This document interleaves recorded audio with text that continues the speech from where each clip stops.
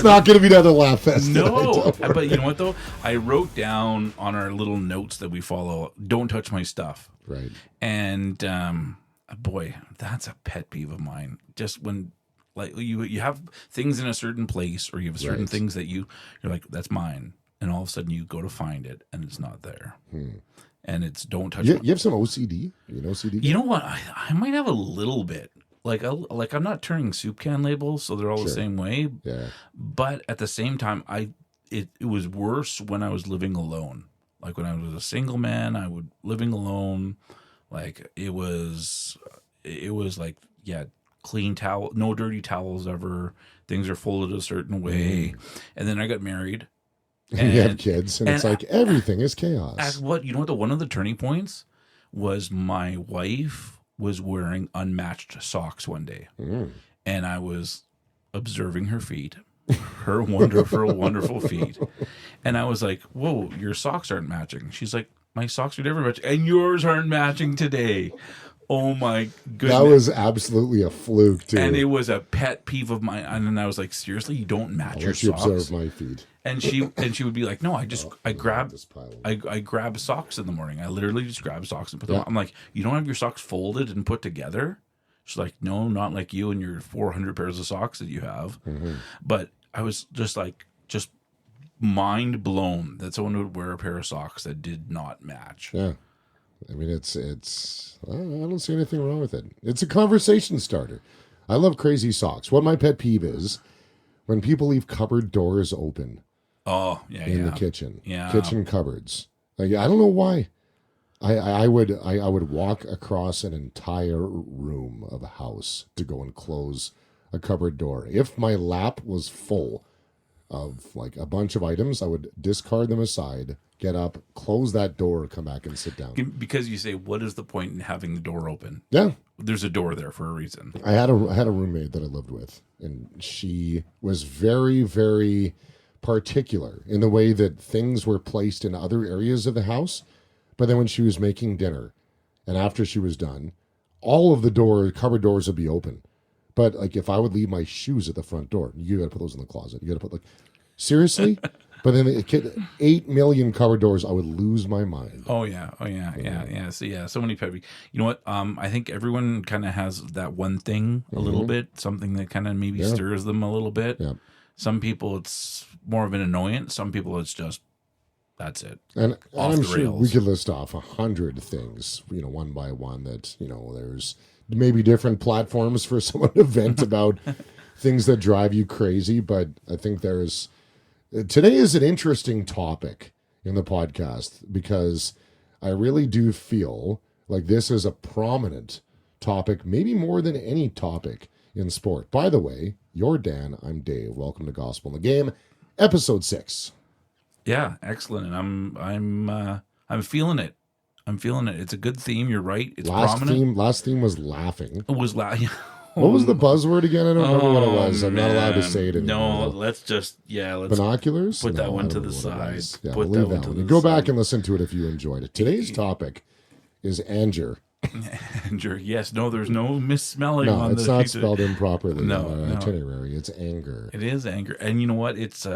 I think that's one of the things maybe my wife has a pet peeve about me. Well, I think you said your wife has a problem with. You're like, oh boy, hopefully she doesn't listen to this. No. It's just what a nice RV you have on your driveway. I don't always spell check, and sometimes she'll say, if I'm writing something out, can I please check your grammar?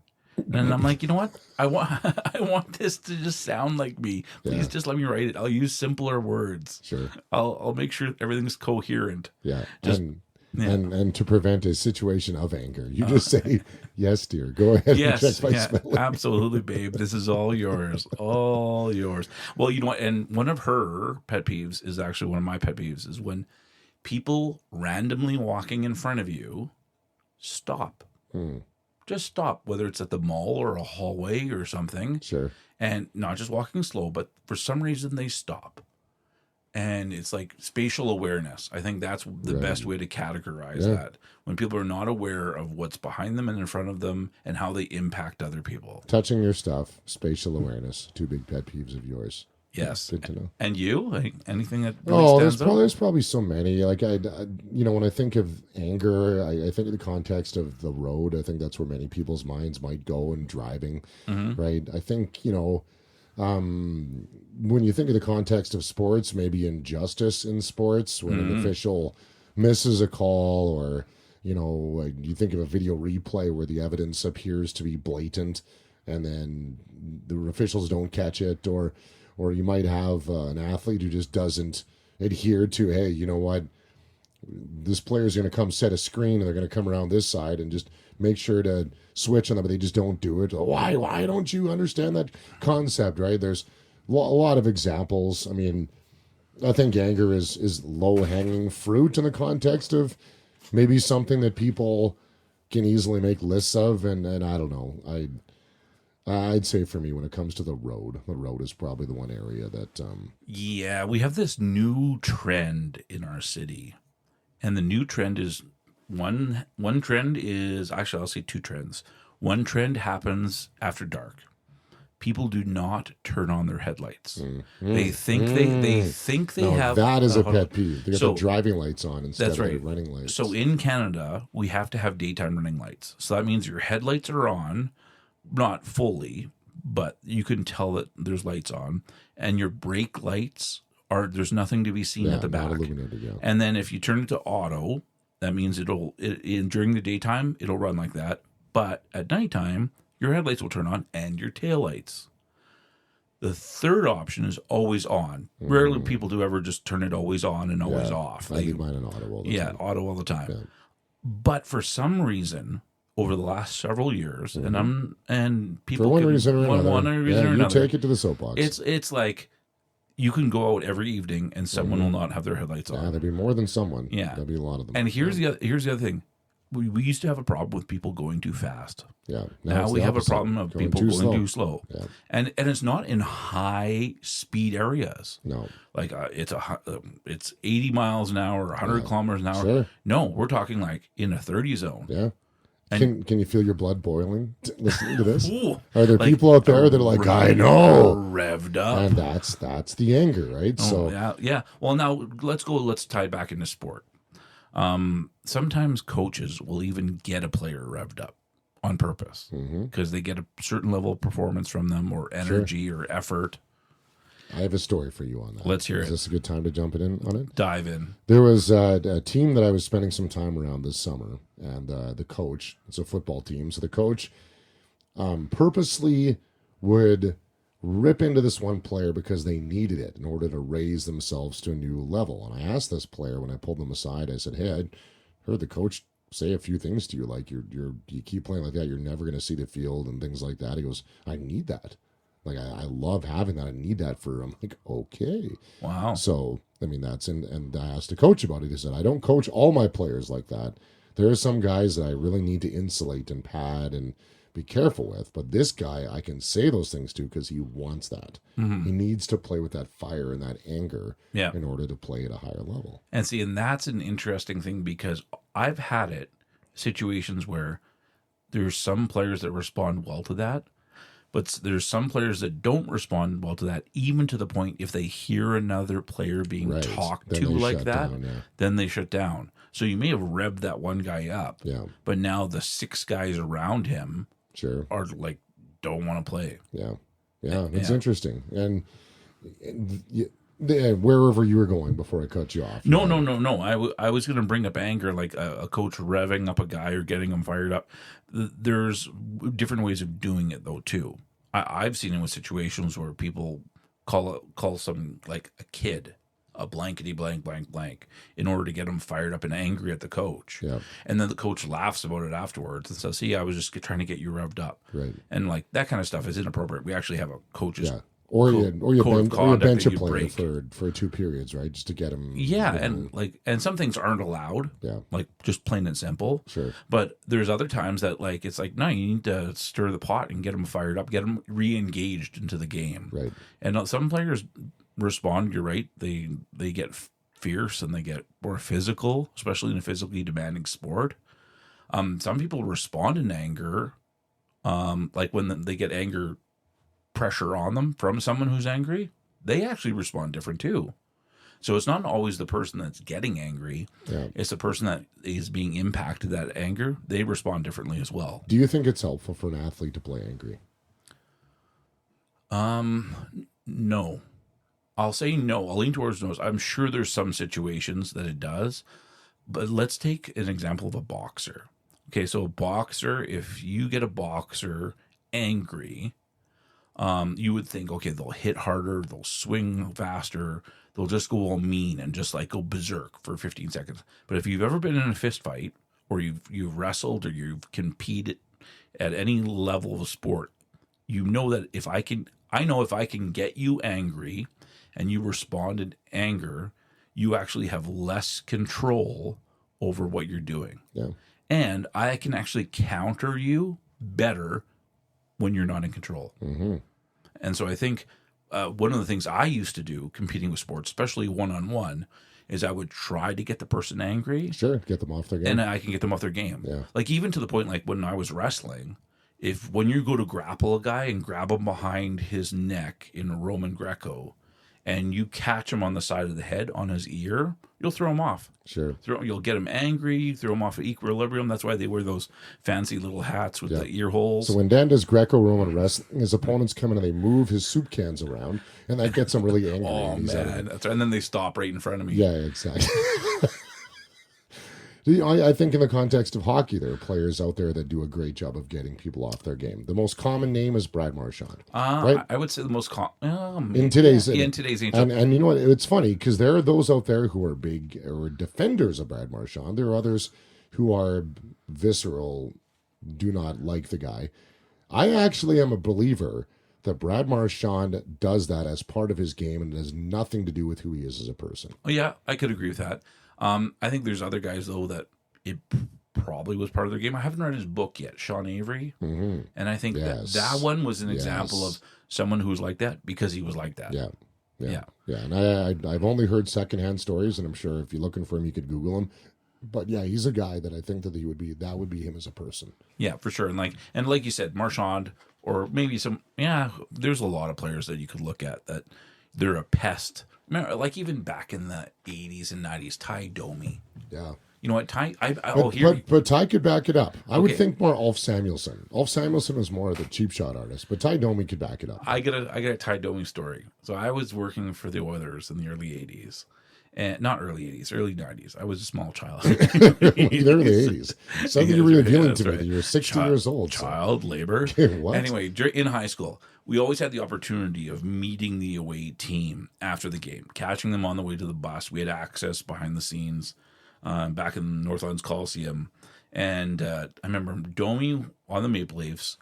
I'm like, okay, I want to get him to sign a puck. He's a very popular player, kind of a neat thing. I like to meet the guy, kind of see. I always kind of measure the guy too. Say, how tall is he? What does he really look like? Does he look like how he is? Yeah. Or even how does he converse? Is he the guy he's portrayed to be? And Ty Domi, hands full, and holding a Subway sub bag, while his hands are full, walking to the bus. And I kind of cut in front of him and said, hey, Ty, can you sign my puck? And I was like, what do I comment on? He didn't get in a fight. He didn't score a goal or an assist or anything else with the game. And I look at him, I go, oh, Subway. Yeah. Eat fresh. No, it wasn't eat fresh. We're fresh as the taste. Oh. I'm like, we're fresh as the taste. Good stuff. And he kind of looked at me like, I don't know if you're trying to be funny or if you're just dumb. Right. but just give me this honest look. I'm like, oh man, one of the meanest guys in hockey. Right. And then he cold cocks. I just tried to make a joke with and completely failed. He signed my puck though. Okay. So you put everything down inside the puck. Yeah, at least he signed the puck. That lines up. Lines up. Yeah. So I mean, the topic of anger I think is a vast one. Yeah. There are situations that we can get in sport and life. Anger is a prominent one. How do you control it? Do you play angry? Is it healthy to play angry? Sometimes in sport, yeah. I talked to a player recently who plays football who says he reads all the things that people have said about him that have annoyed him before a game. Oh, good to get one. him focused. There are MMA fighters who do that as well. Really? Right? Ronda Rousey would have played audio tapes of all the things that people have said about her and just the negative things to get her fired up before a fight. However, what the book was on Ronda Rousey, from what I've read, was if you can survive the first like 90 seconds, it's all just rage coming out. So okay. that's how they finally figured out how to beat her, is that if you can get past that rage, there really was no plan after that. It was all just, I'm going to overwhelm you with rage in the first 90 seconds. Yeah, and I think, no pun intended, anger is tempered. Right. So you can have rage on one side of the spectrum. You can have anger. You know what? A controlled violence is dangerous. It really is. Right. If someone is under control and they have the capability of being violent, they're dangerous. Yeah. That's what really makes a dangerous person. It's called meekness. Yeah. Oh, yeah, 100%. So there's the other side of the coin. Right. And the opposite side of the coin of anger is self-control. And so I've heard people say, well, I got a problem with anger, with a temper. Okay, that I would say that is anger, unreserved, uncontrolled, just all over the place. If you have self-control, it's one of the fruits of the Spirit: love, joy, peace, patience, kindness, goodness, faithfulness, gentleness, self-control. And self-control may be the last of it, but really it is the one that offsets anger. Anger, the Bible says so much about anger. Yeah. In your anger, do not sin. Do not give the devil a foothold. Absolutely. Right? And so much. So the Bible doesn't say anger is sin. It says in your anger, do not sin. Yeah. Well, and that's it. And anger is something that will lead you into a sinful conduct. And so an angry God, does that mean God is sinful? No, it doesn't mean it. God is love. It's an emotion. And it's emotion. And so being an emotion, but anger uncontrolled can quickly lead to sin. Sure. And so I think if you're an athlete and you really want to handle your anger, or whether it's your temper, you have to balance that with self-control. And so you have to ask yourself now, okay, well, if I need self-control, how do I get it? What in your mind is righteous anger in sport? Because there are things that we talked about.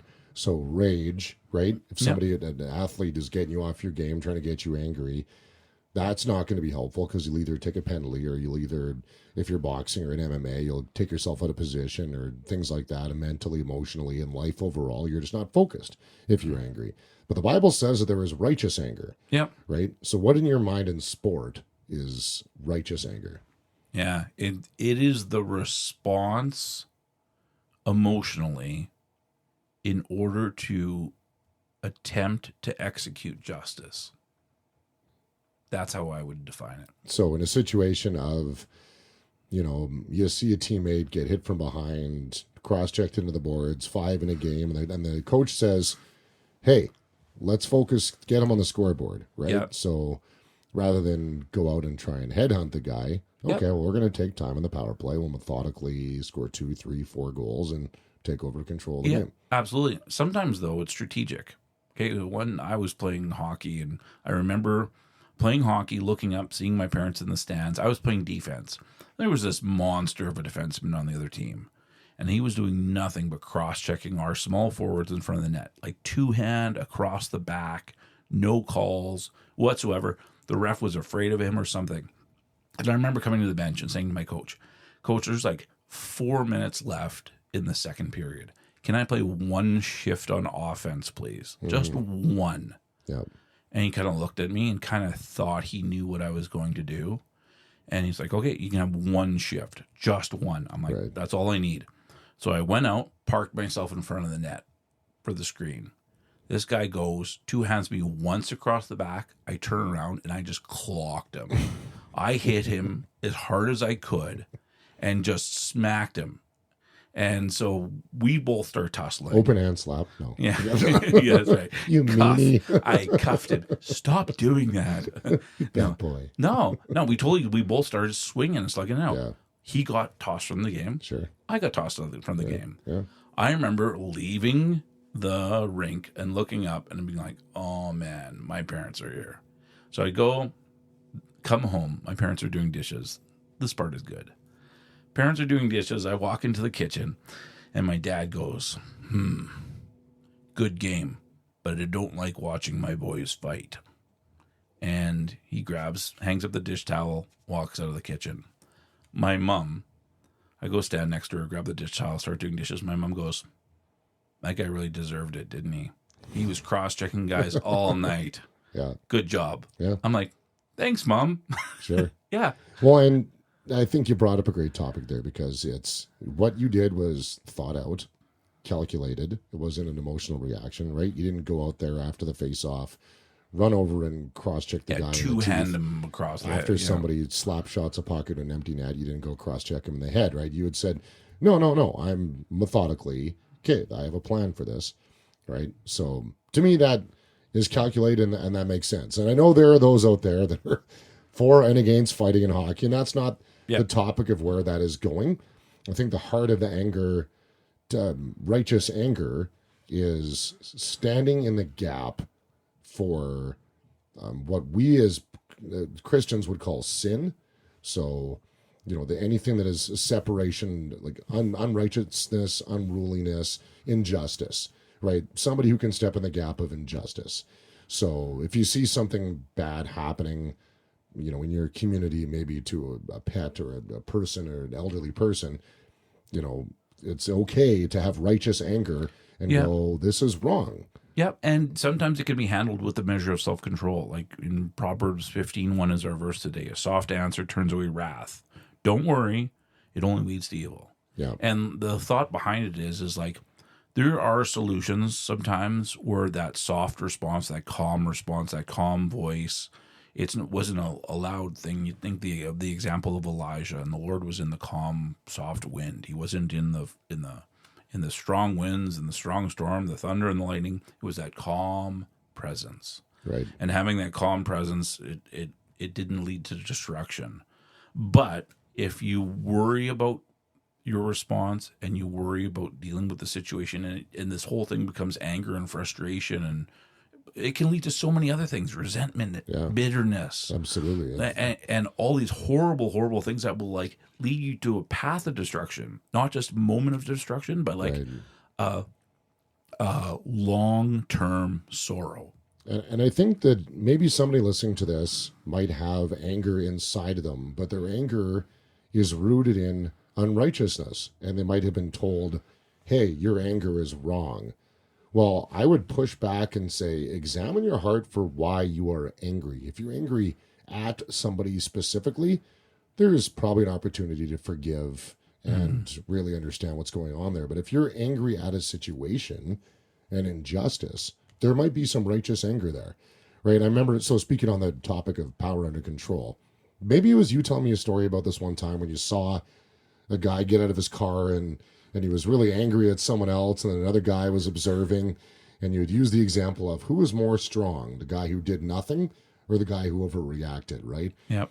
So was it you that told me the story? Am I telling the story? Yep. So, but I always think of that and going, we look at the person who maybe not overreacts, but steps in and says, oh, well, you're so intimidating and strong, but the person who maybe knows 3, 4, 5 steps ahead, knows how to control their anger and go, okay, no, like if you have a harness, I think, we're both men, we have been our whole life, and we plan to be the rest of our life.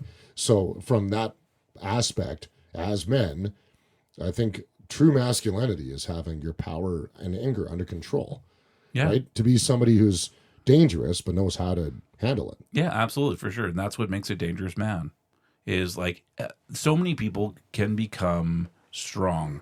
Not only can they become strong, they can, whether it's building physical mass or anything else like that, it's easy to become strong. It's a hard thing to be strong and to be gentle. You have to be able to control that. You have to be able to navigate that, especially if you want to not only handle anger in a proper way, but also to execute self-control. Yeah, and then strength doesn't have anything to do with intimidation. No. Strength has to do with having things under control, your emotions, all of those kinds of things. So in a hockey game, if you are in a spot where, someone's poking at you, You don't want to fight. You don't want to fight. Okay, maybe it's you don't want to fight today because you know the situation in the game. It's 2-2. I'm not going to give your team that extra whatever. Yeah. But when we play again in 5 games, sure, I'll fight you. Yeah, and we have to remember too, I think something really important to mention is anger is not always physical. Right. And so often it can be even about complaining about a situation. Something didn't work out your way. As mentioned, we're in tryout season. And we're in tryout season, and all of a sudden maybe things don't work out your way. You can get angry at the situation. You can get angry at the people involved in the situation outside of yourself. But often that you have to get to the point where you look in the mirror and say, hey, listen, wait a second. Maybe a little bit of this is self-inflicted. They can't take everyone on the team, first of all. Right. Second one is, do I have ways to improve? 100% I do. Not only do I have ways to improve, everyone else does. And maybe God in his infinite wisdom is protecting me from myself in this moment. Yeah. Because if I had it my way and I put myself in this situation and all of a sudden I was here, it could have gone differently. Yeah. And not necessarily in a way that would help me and benefit me. Yeah, it's so good. And I think that's important to remember that in those situations that anger can come out in emotions. It can come out in, a passive aggressive behavior. It can come out in all sorts of different ways. But if the root of your anger is righteousness, so you're not angry at a person for an action, right? Someone wronged you, forgive and separate. And, if you can harness your anger and channel it in a good way rather than use it to overwhelm you. Yeah, I'll wrap things up here with us with a short event, a real life story. I was coaching hockey, and there was a young man on our team, and he responded out of anger and took a penalty. And when he was on the ice, right in front of the bench, he takes a penalty. And I said, why are you acting selfish?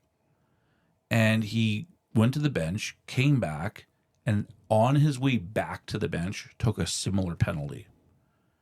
And when he came out of the box, I told him, I said, sit down. You need to sit down for a couple of shifts. 2 penalties, 1 period, cost us a goal in one of them.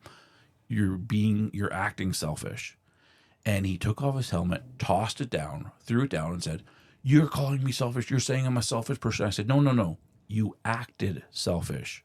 Grab a seat. Mm-hmm. The coach next to me nudges me and says, whoa, slow it down a little bit. Will you calm down a little bit? I said, no. Do you want to sit out too? That's what I said to him. And he looked at me. I said, no, I'm serious. Let me handle this.